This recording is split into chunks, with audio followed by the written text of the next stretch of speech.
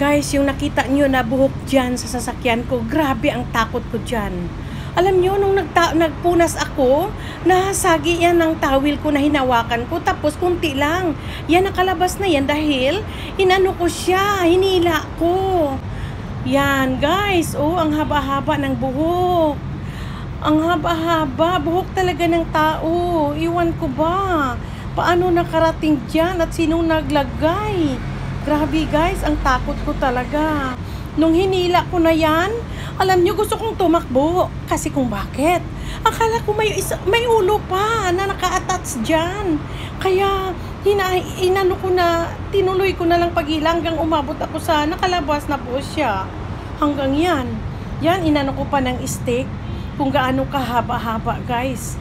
Basta nanginig pa yung tuhod ko, hanggang ngayon, di pa talaga ako nakapag-move on. Iwan ko ba? Minsan iniisip ko talaga sinong nag-ano sa akin. Iloko.